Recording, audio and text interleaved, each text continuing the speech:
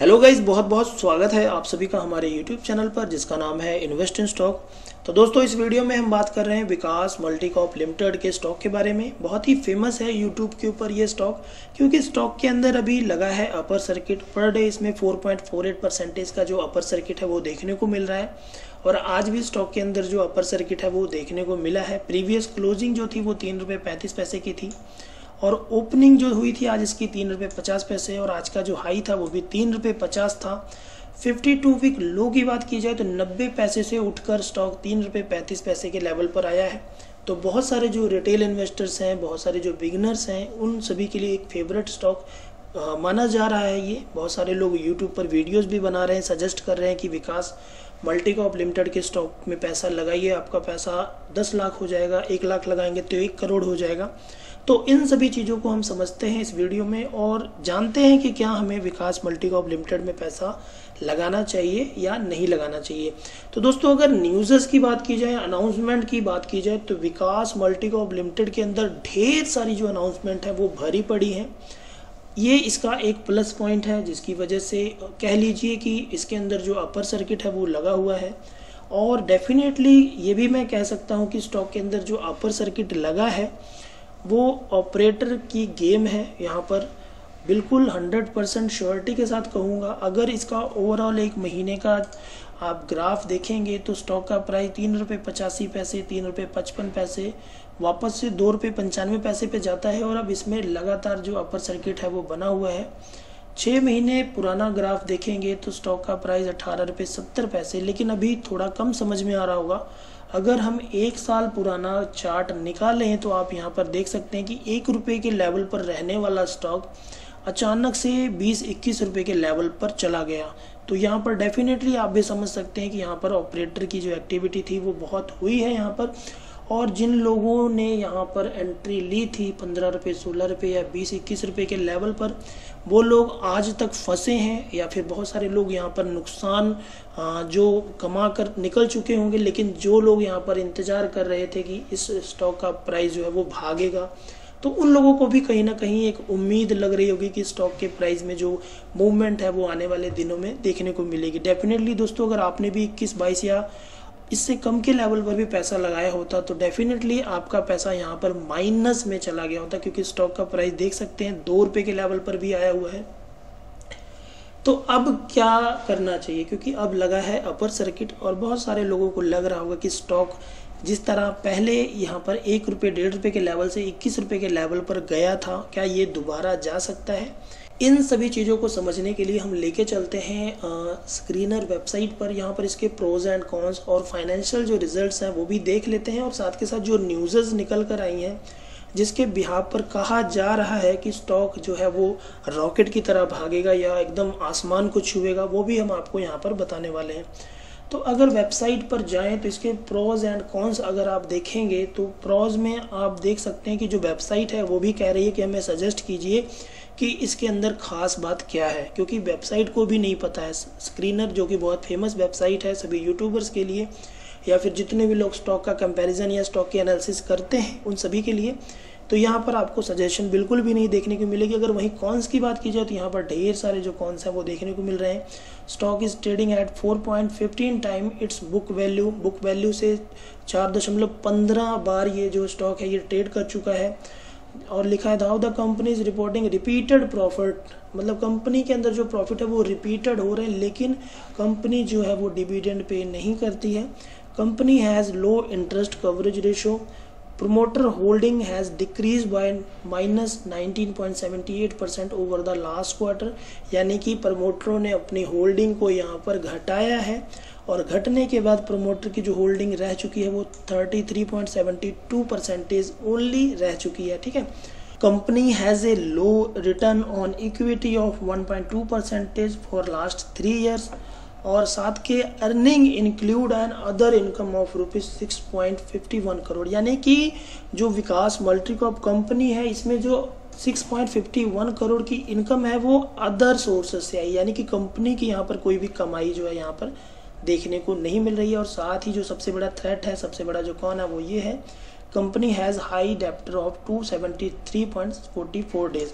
ये तो हो गया दोस्तों कॉन्स की बात। अगर इसके क्वार्टरली रिजल्ट्स चेक किए जाएँ तो आप देखेंगे कि जून 2019 में कंपनी की जो सेल्स थी वो 23.04 करोड़ थी।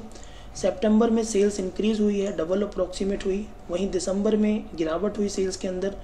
मार्च 2020 में 33.44 की जो यहाँ पर सेल्स देखने को मिली। जून में जो सेल है वो बिल्कुल घट गई। आप सभी लोग समझ सकते हैं कि कोविड की वजह से यहाँ पर सेल्स घटी होगी। लेकिन सितंबर क्वार्टर में कंपनी ने कम बैक किया। 31.86 करोड़ की जो सेल्स है कंपनी ने जनरेट की। लेकिन दिसंबर 2020 में कंपनी की जो सेल्स है वो घटकर 9 करोड़ 43 लाख हो चुकी। यानी कि थर्ड क्वार्टर के रिजल्ट में भी ऐसा कुछ खास नहीं था जिसकी वजह से कंपनी के स्टॉक में इतनी तेजी या जो इतना अपर सर्किट लग रहा है वो देखने को मिल सके। लेकिन इसके बावजूद भी स्टॉक में अपर सर्किट लगा हुआ है, ये भी एक सोचने वाली बात है। और अगर वहीं प्रॉफिट आफ्टर टैक्स यानी कि नेट प्रॉफिट की बात की जाए तो कंपनी का जो प्रॉफिट है लास्ट क्वार्टर से भी घटकर 0.007 हो चुका है, जो कि बिल्कुल कम है, अच्छी बात नहीं है कंपनी के लिए। अगर आप पैसा लगाना चाहते हैं तो इन सभी चीज़ों को जरूर चेक किया कीजिए, वरना आपको लॉस हो सकता है। अगर प्रॉफिट एंड लॉस की बात की जाए यानी कि सारे खर्चे निकालने के बाद, सारे एक्सपेंसेस निकालने के बाद overall year on year basis पे कंपनी कितना प्रॉफिट जो है वो कमा रही है, तो वो भी आप देख सकते हैं। लास्ट ईयर में कंपनी का जो प्रॉफिट था 2.08 था, लेकिन मार्च 2020 में जो प्रॉफिट है वो घटकर 1.1 करोड़ 40 लाख हो चुका है। और इस क्वार्टर में यानी इस क्वार्टर के बाद कंपनी का जो ओवरऑल प्रॉफिट है वो भी हम देख सकते हैं। लेकिन अगर मुझे इस स्टॉक में पैसा लगाना होता तो मैं डेफिनेटली यहाँ पर पैसा बिल्कुल नहीं लगाता। अगर आप लगाना चाहते हैं तो उसके लिए लेवल भी मैं बता देता हूँ।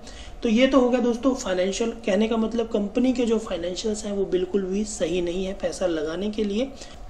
तो दोस्तों अगर न्यूज़ की बात की जाए तो यहाँ पर देखिए पुरानी न्यूज़ में आपको दिखा रहा हूँ। 29 सितंबर 2020 में ही कंपनी ने ढेर सारी जो अनाउंसमेंट है वो कर दी थी, जिसमें कहा गया था कि 1.74% का जो स्टेक है वो बैद्यनाथ ग्रुप यानी कि अलिंतोष फार्मा ने ले लिया है। उसके बावजूद भी कंपनी के अंदर ग्रोथ होनी चाहिए थी लेकिन नहीं हुई।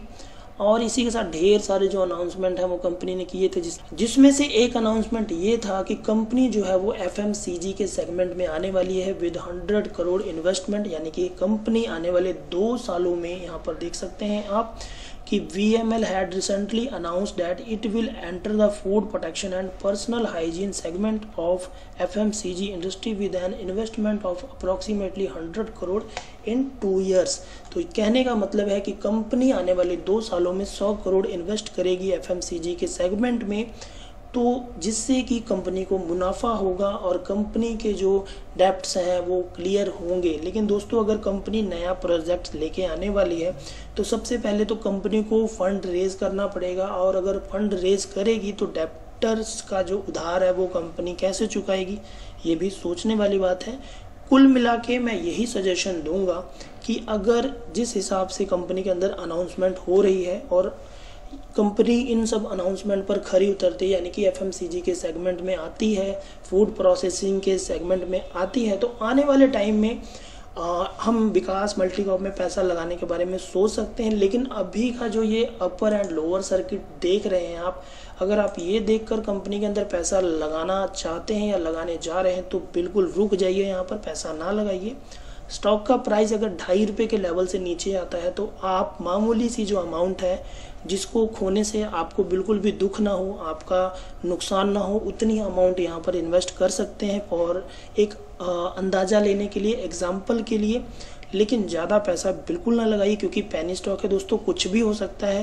पेनी स्टॉक में 99% जो रिस्क हैं वो होते हैं, तो इसलिए बच के रहना इस स्टॉक से मैं यही कहूँगा आप सभी को। जो लोग यहाँ पर पैसा लगा चुके हैं ऑलरेडी तो उन लोगों के लिए यही सजेशन है कि होल्ड करें, जहाँ भी थोड़ा बहुत प्रॉफिट दिखे आपको बुक करके निकल जाइए, लालच बिल्कुल भी मत करिएगा। और साथ के साथ जो थ्रेट वाली बात है, अगर इन्वेस्टर्स की बात की जाए दोस्तों तो देखिए यहाँ पर अगर कोई कंपनी आने वाले टाइम में अच्छा परफॉर्म करने वाली है तो ऐसी कंपनी से प्रमोटर अपनी जो होल्डिंग है उसको डिक्रीज क्यों करेंगे। अगर हम सितंबर 2020 में देखें तो 53.50% जो स्टेक था वो प्रमोटर्स के पास था, लेकिन लास्ट क्वार्टर में अगर आप देखेंगे तो प्रमोटर्स ने अपनी जो होल्डिंग है उनको घटा दिया। यहाँ पर 33.72% की जो होल्डिंग है वो प्रमोटरों ने घटा दी है, यानी कि जो कंपनी को चलाने वाले हैं वही अपना स्टेक यहाँ पर निकाल ले रहे हैं, अपना जो प्रॉफिट है वो निकाल ले रहे हैं और कंपनी को छोड़ दे रहे हैं एज इट इज़। और जो सबसे बड़ी जो शेयर होल्डिंग है वो अब आ चुकी है पब्लिक के पास, यानी कि हम जैसे छोटे मोटे जो इन्वेस्टर्स होते हैं, रिटेल इन्वेस्टर्स होते हैं, तो उन लोगों के ऊपर आ चुकी है। और इन ऐसी कंपनियों के अंदर जो ओवरऑल गेम होती है वो ऑपरेटर खेलते हैं। तो बिल्कुल सावधान रहना ऐसे स्टॉक से। अगर आने वाले दिनों में कंपनी अच्छे बिजनेस लॉन्च करती है तब जाकर हम इस स्टॉक में पैसा लगाने के बारे में सोचेंगे और आपको एक अलग वीडियो और मैं आपको एक पर्टिकुलर वीडियो बनाकर सजेस्ट जरूर करूंगा कि अब आप इस लेवल पर पैसा लगा सकते हैं। लेकिन अभी अपर सर्किट देखकर आप बिल्कुल भी लालच ना करें, इस स्टॉक में पैसा ना लगाएं वरना आप फंस भी सकते हैं। बाकी आपकी मर्जी है, आपका एक्सपीरियंस जैसा है, आप जैसा सोचते हैं उस हिसाब से आप अपना जो डिसीजन है वो ले सकते हैं। तो दोस्तों ये थी छोटी सी इन्फॉर्मेशन। उम्मीद करता हूँ ये छोटी सी जानकारी आप सभी को पसंद आई होगी। वीडियो पसंद आई हो तो वीडियो को लाइक कीजिएगा, चैनल को शेयर करना, चैनल को सब्सक्राइब करना बिल्कुल ना भूलिएगा। Thanks for watching.